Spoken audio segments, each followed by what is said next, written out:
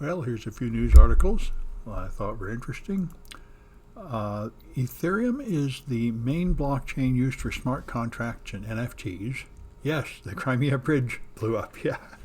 And but Solana is one of the contenders as a competitor for it, but it has a problem in that it keeps on freezing.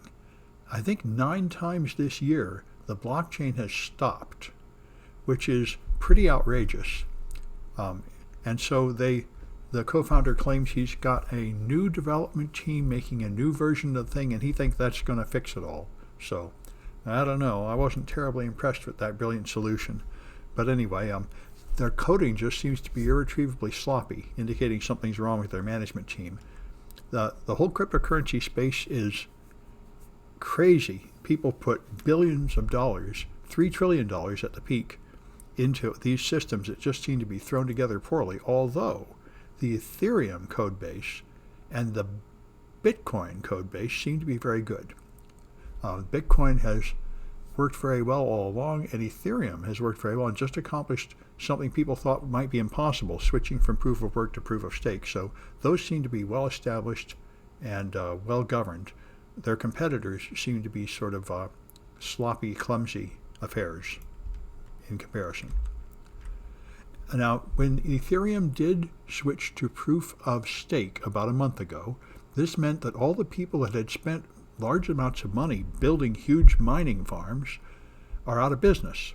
They had this special hardware just designed for this one job, and that one job is no longer used and no longer worth any money. So some of them rebelled and continued to mine the old Ethereum, and they named it ETHW, Ethereum W for proof of work. And they hoped they could make money with that, but in fact, that second coin is trading on the open market. It has fallen down by almost 90%.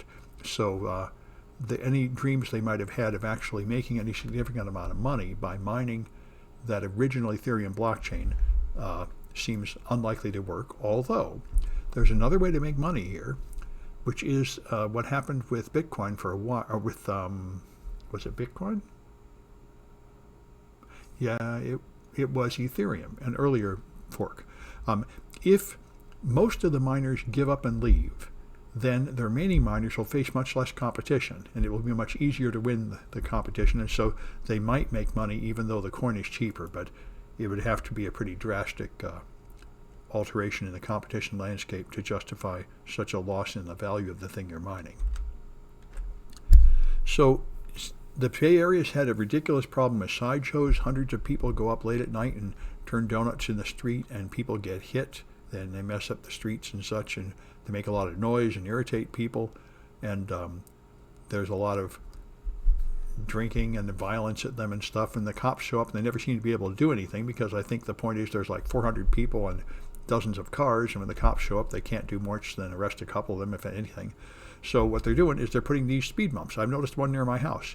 They're putting these weird speed bumps just in the street to stop you from going a little bit out of the center, and that will make it hopefully no fun to do sideshows. So this seems like it'll greatly help people living in those neighborhoods. I know people that live next to where people do these sideshows, and they say, man, it's miserable, clogs up the street, makes a lot of noise. Anyway, so our position to China in the United States is becoming extremely hostile, extremely fast. I've seen nothing but angry anti-China news for the last year or more, and so here's one of the latest versions of this.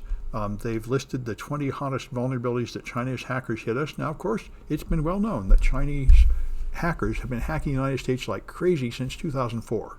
And we caught them. The original advanced persistent threat were Chinese. They hacked basically every American company and stole all our intellectual property for years. So a lot of this hostility is understandable. So they're finding that the CISA, the Cyber Security Infrastructure Security Agency, has listed the vulnerabilities they're using, and it's the usual stuff.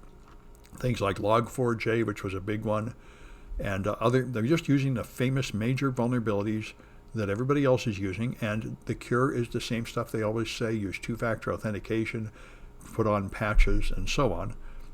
But anyway, they're trying to guide people, and they point out who's doing this: China Unicom, China Mobile, and China Telecom, Huawei, Hikvision, and SMIC, So these are people who are considered hostile actors from China messing with America, which is why we've now banned Huawei equipment, and we're taking more and more aggressive actions to punish China. So the latest aggressive action is this thing. The FPDR is a thing called the Foreign Direct Product Rule, and this has been around since the 50s to control trading of U.S. technologies. And the point of this is you can restrict the sale of U.S. technologies to a place that you've decided is hostile.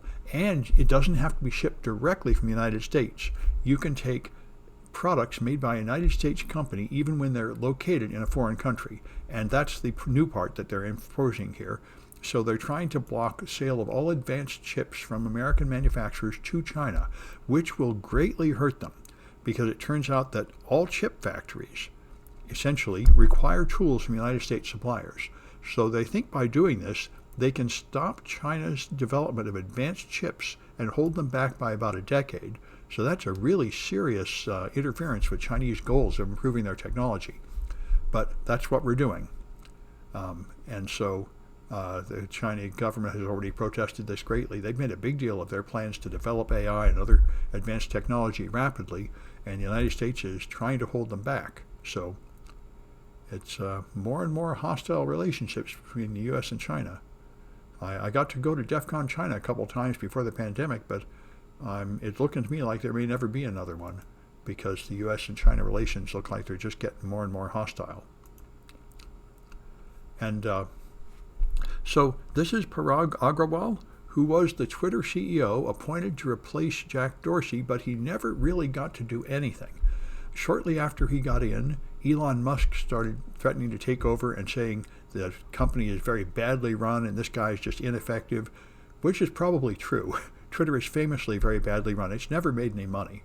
And Parag was not making any rapid changes to make it make money. And Elon has talked about making big changes fast, like letting Trump and all the right-wingers back on and turning Twitter into a payment system so you can really make money. He wants to sort of compete with PayPal, his old company, that sort of thing, and making it a all-in-one app where your Twitter app will do everything. And so he's got big plans to greatly improve the marketing of Twitter. And so maybe some of that will happen if, in fact, he buys the company. But he does resemble Donald Trump a lot. He's full of a lot of false flags, and this Elon Musk, stopping and starting and going backwards. So he said he was going to buy Twitter, then he sued to prevent it. Then he said, I'll buy it after all. But people say, well, he might just change his mind another few times too. But Parag pretty much never got to run the company at all. He just sort of got jerked around and didn't get anywhere. But he is going to get like a $40 million bonus when they fire him, a parachutist. So that's something. But some people say he wasn't a good choice for CEO, but the fact is he was never really the boss for in any meaningful way, because people don't know what's happening at all at Twitter. So the cops have almost switched all cop cars to SUVs, like 90% of them. They're much bigger. They have poor visibility. They've shown that if you have a bunch of children standing in front of them, you can't see them except the tallest children. And apparently, pedestrian fatalities have gone greatly up. In fact, they said the number of people killed by police chases is enormous now. There was pedestrian fatalities increased, and there was some amazing statistic here that the number of people killed by police chases is now really larger than other causes of death in the United States in some category. So this is part of something I've heard people talking about for a decade. The U.S. military equipment is sort of resold to police departments, and they're filled with sort of tanks and huge weapons and everything else these days, which a lot of people think is not a good idea. And what they say is a better idea is to build trucks like this USPS truck. The new USPS trucks have a lot of glass, much more visibility. The front is very low.